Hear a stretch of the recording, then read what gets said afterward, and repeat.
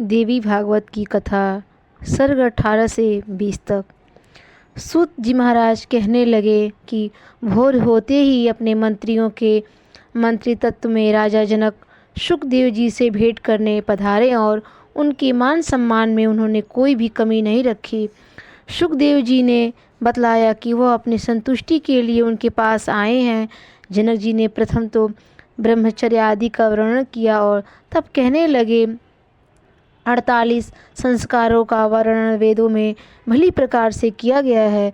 गृहस्थ पुरुषों के लिए 48 संस्कारों में से केवल 40 ही उपयुक्त हैं और बाकी के 8 सन्यासियों के लिए बनाए गए हैं।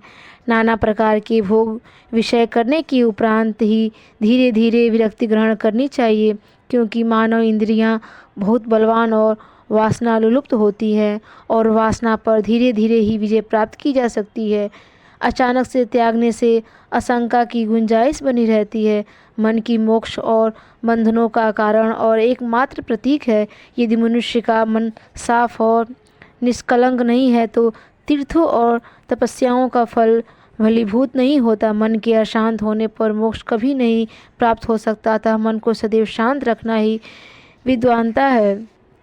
कल्याण तभी संभव है जब वेदों द्वारा कथित मार्ग पर अनुगमन किया जाए।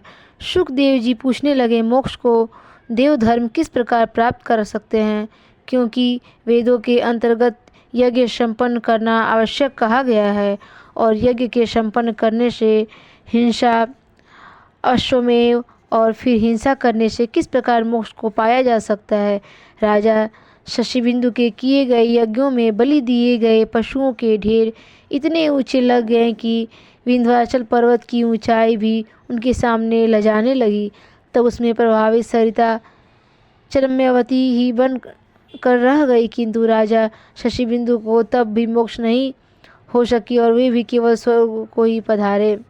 भला स्त्री रति संग और शासन कार्य में संलग्न रहने से जीवन की मुक्ति किस प्रकार हो सकती है।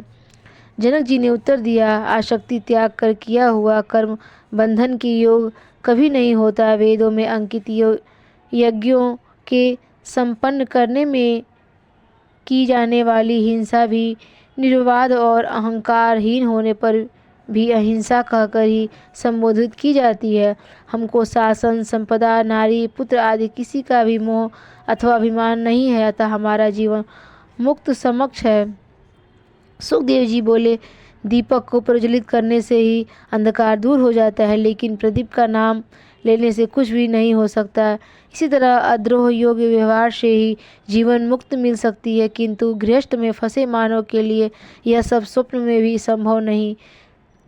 तस्में भी शासन कार्य और व्यवस्था और के निमित्त आपका तो अलग अलग आदमियों और चीज़ों में अलग अलग भाव रखने के लिए मजबूर होना पड़ता है। फिर बतलाइए कि आपको मुक्ति किस प्रकार प्राप्त हो सकती है। पुराने समय में आपके वंशज राजा निमि ने अपने कुल के गुरु वशिष्ठ को श्राप दिया था और उनसे श्राप ग्रहण भी किया था। इसी कारण उनको मजबूरन विदेह होना पड़ा था और उसी दिन से आपके कुल के व्यक्ति विदेह कहकर पुकार जाते हैं।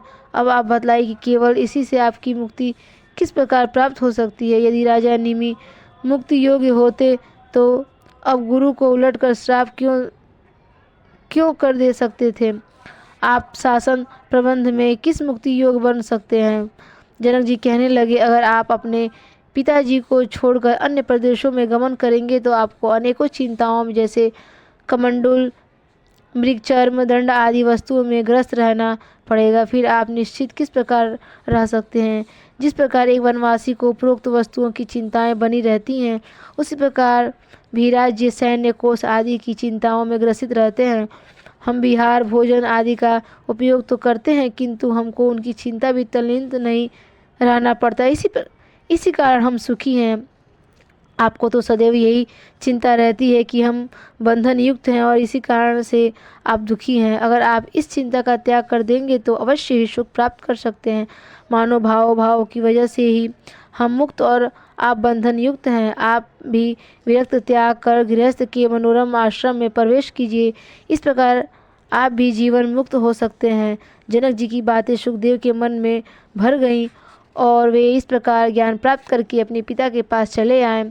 जब हाल जानने के उपरांत उनके पिता व्यासदेव जी ने पितरों की पुत्री पिवरी से उनका विवाह संपन्न कर दिया।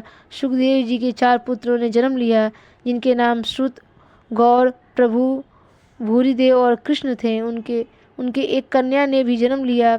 सुखदेव ने अपनी पुत्री का विवाह राजा विभ्राज के बेटे श्री अड़ूह के साथ संपन्न कर दिया, जिनसे एक परम ज्ञानी पुत्र ब्रह्मदत्त पैदा हुए। तब सुखदेव जी तपस्या करने के लिए कैलाश पर जा पहुँचे और आकाश में जाकर छिप गए। व्यास जी पुत्र के शोक में बहुत रोए। शिव जी ने उनको बहुत आश्वासन दिया, पर व्यास जी को संतुष्टि नहीं हुई। तब शंकर जी ने व्यास जी को वरदान दिया कि वे अपने निकट अपने पुत्र सुखदेव की छाया को सदा देखते रहेंगे। वरदान होने के उपरांत व्यास जी संतुष्ट हुए। पुत्र शोक से व्याप्त व्यास जी अपना आश्रम त्याग कर अपनी जन्मस्थली पर आ पहुँचे। वहाँ पर उनको ज्ञात हुआ कि उनकी माता सत्यवती ने अपना विवाह राजा शांतनु के साथ संपन्न कर लिया है। चित्रांगद और विचित्रवीर्य नाम के 2 पुत्र सत्यवती के गर्भ से जन्म लिया, जिसे व्यास जी को अत्यंत प्रसन्नता का अनुभव हुआ, किंतु कालांतर में वे मृत्यु को प्राप्त बन गए। व्यास जी की कथा यही है कि अंत में भीष्म और सत्यवती के अथक आग्रह पर उन्होंने उनकी रानियों से विदुर, धृतराष्ट्र और पांडु को पैदा किया और इस प्रकार कौरव कुल की रक्षा की।